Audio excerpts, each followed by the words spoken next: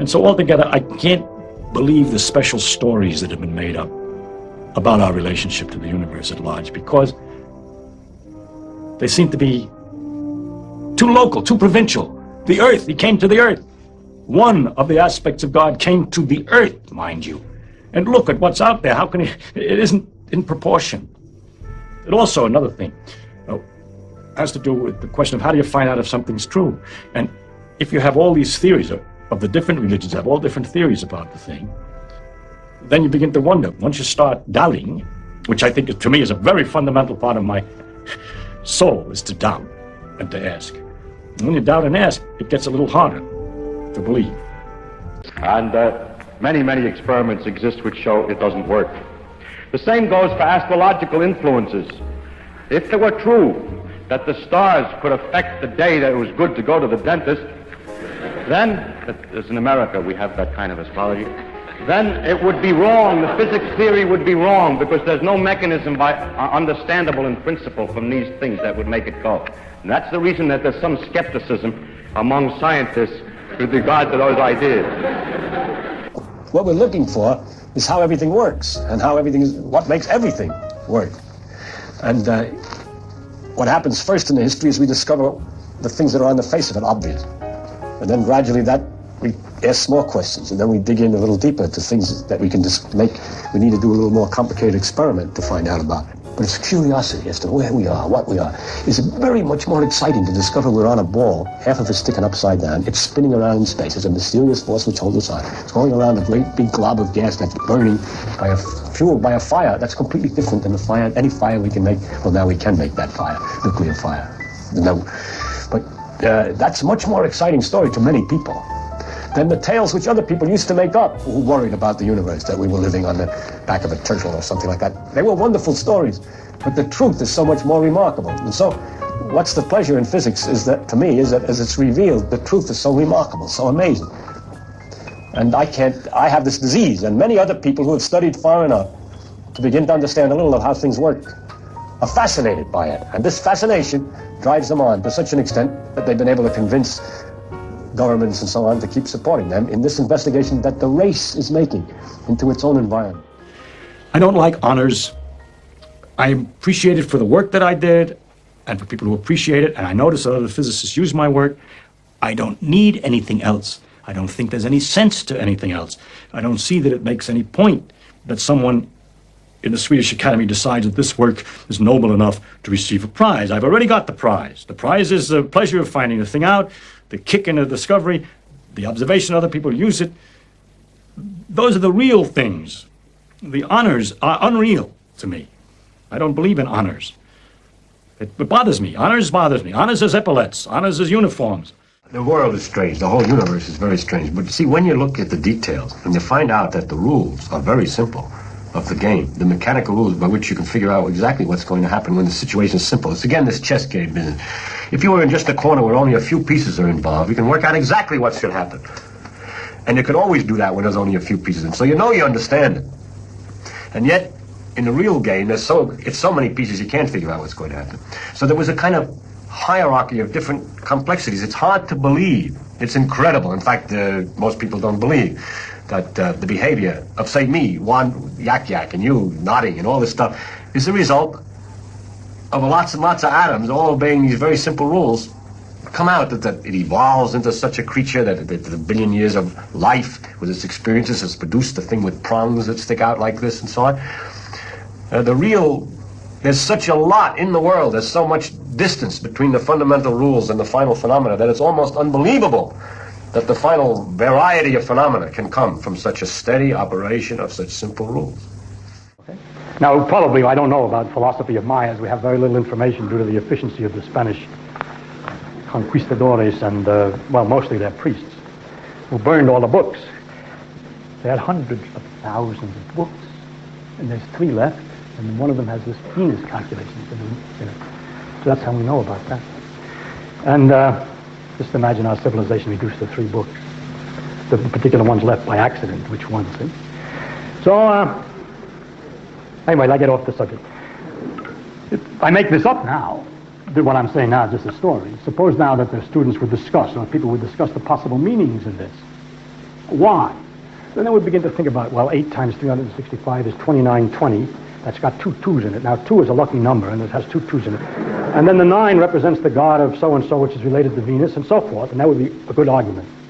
Then, but in another city, some other guys getting together who have a different kind of an argument about it. They say, look, now, the fact that there's a 20 at the end, if I subtracted that away first, I get 2,900, which is a especially good number from blah, blah, blah, and so on.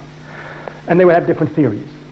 And then someone would come along and say, you know, it doesn't make any difference which one of these theories is right. We still have this fact to go along with.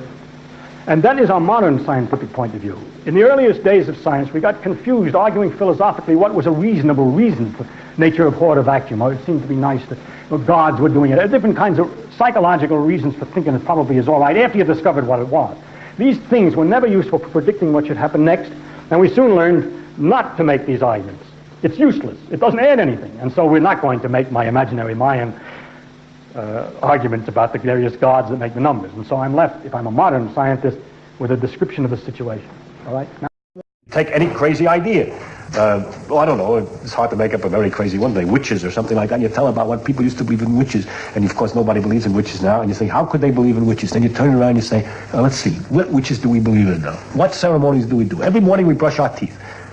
What is the evidence that the brushing of teeth does us any good in cavities? You start wondering, are we all, imagine as the Earth turns on the orbit, there's an edge between light and dark. And along that edge, all the people along that edge, were doing the same ritual for no good reason. Just like in the Middle Ages, they had other rituals. And you try to picture this perpetual line of toothbrushes going around the Earth. It's to take the world from another point of view. Now, it may well be that brushing teeth is a very good thing because it gets rid of cavities, and you can find out whether it does or it doesn't by trying to find out. Now, you can ask your dentist. He says, of course. And you say, how about evidence? I have not found the evidence from dentists because they just learned it in school. Now, I'm not trying to argue that it's good or bad to brush teeth. What I'm trying to argue for is to think about things from a new point of view. One thing is I can live with doubt and uncertainty and not knowing. I think it's much more interesting to live not knowing than to have answers which might be wrong. I have approximate answers and possible beliefs and different degrees of certainty about different things, but I'm not absolutely sure of anything. And then many things I don't know anything about, such as whether it means anything to ask why we're here and what the question might mean. I might think about it a little bit. If I can't figure it out, then I go to something else. But I don't have to know an answer. I don't feel frightened by not knowing things, by being lost in a mysterious universe without having any purpose, which is the way it really is, as far as I can tell, possibly. It doesn't frighten me. But it is not complicated. It's just a lot of it. And if you'd start at the beginning, which nobody wants to do, I mean, you come in to me now in an interview and you're asking me about the latest discoveries that have been made. Nobody ever asks about a simple, ordinary phenomenon in a street. Like, what about those colors? Or something like that. We have a nice interview and explain all about the colors. Butterfly wings, whole big deal. You don't care about that. You want the big final result. So then it's going to be complicated because I am at the end of 400 years, a very effective method of finding things out about the world. It's therefore not unscientific to take a guess, although many people who are not in science think it is. For instance, I had a conversation about flying saucers some years ago with laymen. Because I'm scientific, I know all about flying saucers. So I said, I don't think there are flying saucers. So my antagonist said, is it impossible that there are flying saucers? Can you prove that it's impossible? I said, no, I can't prove it's impossible. It's just very unlikely. That, they say, you are very unscientific. If you can't prove it impossible, then how can you say it's likely, that it's unlikely? So that's the way, that is scientific. It is scientific only to say what's more likely and less likely, and not to be proving all the time possible and impossible. To define what I mean, I finally said to him, listen, I mean that from my knowledge of the world that I see around me, I think that it is much more likely that the reports of flying saucers are the result of the known irrational characteristics of terrestrial intelligence rather than the unknown rational efforts of extraterrestrial intelligence. It's just more likely, that's it. And it's a good guess. And we always try to guess the most likely explanation, keeping in the back of the mind the fact that if it doesn't work, then we must discuss the other possibility. One Sunday, all the kids were all walking in little parties with their fathers in the woods. Then the next Monday, we were playing in a field.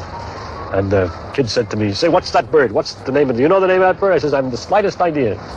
He said, well, it's a brown-throated thrush. He says, your father doesn't teach you anything. But my father had already taught me about the names of birds. Once we walked and he says, that's a brown-throated thrush. He says, know what the name of that bird is? It's a brown-throated thrush. In German, it's called a Flügelflügel. In Chinese, it's called a Tilong-tong. In Japanese, a Tohara, and so on. And when you know all the names in every language of that bird, you know nothing, but absolutely nothing about the bird. And then we would go on and talk about the pecking and the feathers.